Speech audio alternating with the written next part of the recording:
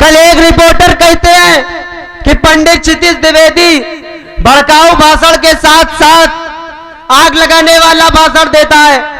अरे तुमको पता है 700 किसान मर गए, मीडिया नहीं बोली ना। 2013 में दंगा हुआ मुजफ्फरनगर का।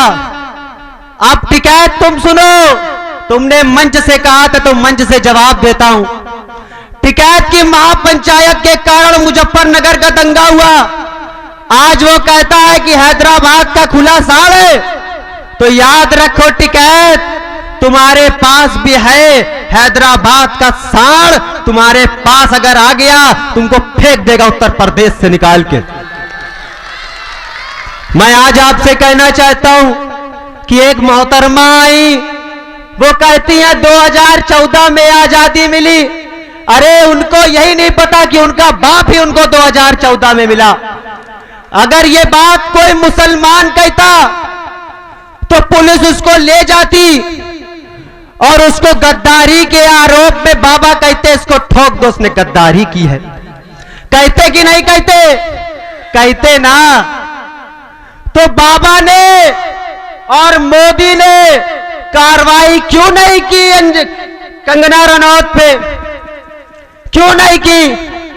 पता है क्यों नहीं की? उनकी रिश्तेदार हैं। मुझसे कहा जाता है पंडित होकर MIM में क्यों?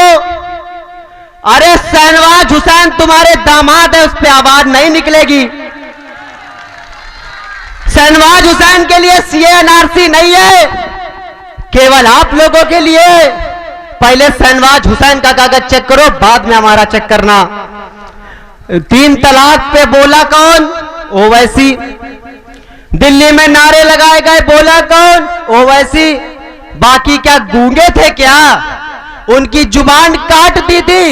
इस कार्यक्रम का उद्देश्य है शोषित और वंचित लोगों की बात हो, जिन लोगों की बात आज तक उत्तर प्रदेश की सियासत में नहीं होती, जिन लोगों की बात करने से अखिलेश यादव की चड्डी गीली होती है, जिन लोगों की बात करने से मायावती डरती थी, जिन लोगों की बात करने से बाबा कांपते हैं। कांपते हैं कि नहीं कांपते हैं? कांपते हैं ना।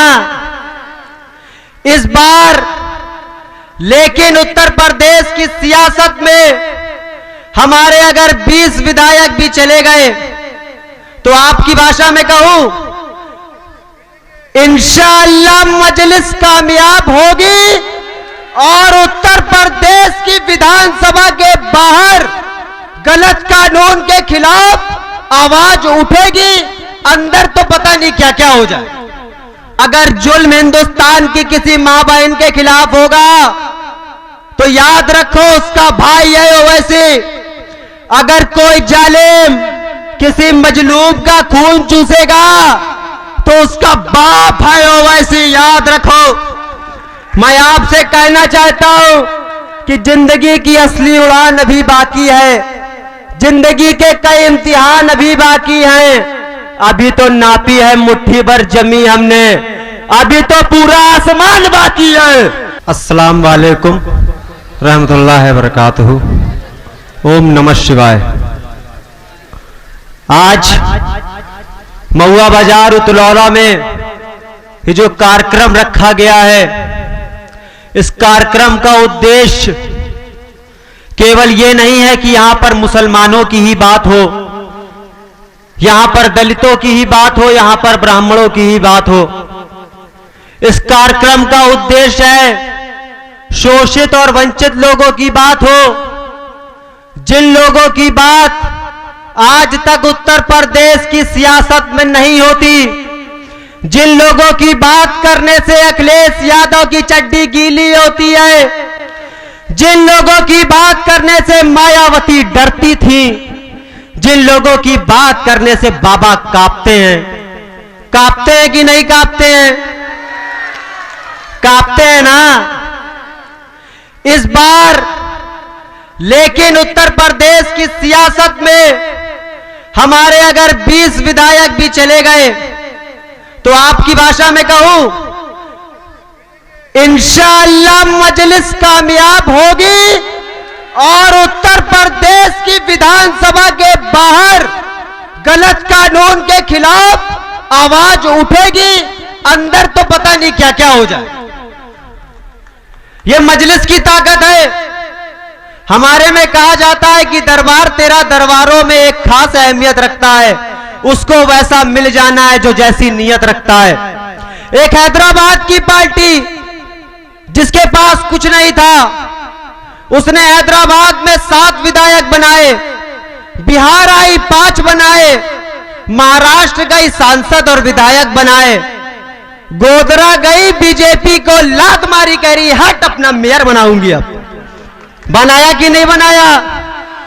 मैं आपके दरमियान में कोई वोट और मंत्री और संतरी बनने की चाहत से नहीं आया।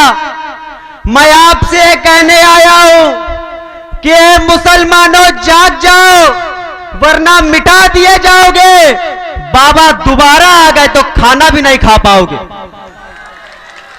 याद रखो, आने वाले 2022 के चुनाव में अपने अंदर इत्तेहाद पैदा करके, मुत्तहीद होके मजलिस इत्तेहादुल मुस्लिमीन को कामयाब करना और उनके विधायक उत्तर प्रदेश की असेंबली में पहुंचाना। मैं यकीन से कहता हूं कि आपको पकौड़े तलने की जरूरत नहीं पड़ेगी। डॉक्टर मन्नान विधायक छोड़ दीजिए, मंत्री भी बनेंगे और अखिलेश यादव बने चाहे बाबा बने, उनकी जुबान पे टकला बजता रहेगा। याद रखिए, कल एक रिपोर्टर कहते हैं कि पंडित क्षितिज द्विवेदी भड़काऊ भाषण के साथ साथ आग लगाने वाला भाषण देता है। अरे तुमको पता है 700 किसान मर गए, मीडिया नहीं बोली ना। 2013 में दंगा हुआ मुजफ्फरनगर का। अब टिकैत तुम सुनो, तुमने मंच से कहा था तो मंच से जवाब देता हूं। टिकैत की महापंचायत के कारण मुजफ्फरनगर का दंगा हुआ। आज वो कहता है कि हैदराबाद का खुला साड़ है। तो याद रखो टिकैत, तुम्हारे पास भी है हैदराबाद का साड़। तुम्हारे पास अगर आ गया, तुमको फेंक देगा उत्तर प्रदेश से निकाल के। मैं आज आपसे कहना चाहता हूं कि एक मोहतरमा आई, वो कहती हैं 2014 में आजादी मिली। अरे उनको यही नहीं पता कि उनका बाप ही उनको 2014 में मिला। अगर ये बात कोई मुसलमान कहता तो पुलिस उसको ले जाती और उसको गद्दारी के आरोप में बाबा कहते इसको ठोक दो, उसने गद्दारी की है। कहते कि नहीं कहते? कहते ना। तो बाबा ने और मोदी ने कार्रवाई क्यों नहीं की कंगना रनौत पे? क्यों नहीं की? पता है क्यों नहीं की? उनकी रिश्तेदार हैं। मुझसे कहा जाता है पंडित होकर एमआईएम में क्यों हो? अरे शहनवाज हुसैन तुम्हारे दामाद है, उस पर आवाज नहीं निकलेगी। शहनवाज हुसैन के लिए सीए एनआरसी नहीं है, केवल आप लोगों के लिए। पहले शहनवाज हुसैन का कागज चेक करो, बाद में हमारा चेक करना। 3 तलाक पे बोला कौन? ओवैसी। दिल्ली में नारे लगाए गए, बोला कौन? ओवैसी।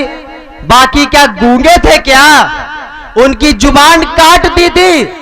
मैं 2 शब्द बाद वाली को विराम दूंगा। आपसे कह दूं कि मजलिस के विधायक को कामयाब कीजिए। हमारे जीते हुए नुमाइंदे उत्तर प्रदेश की असेंबली में जाएंगे तो उनकी जुबान पर पार्टी का ताला नहीं होगा।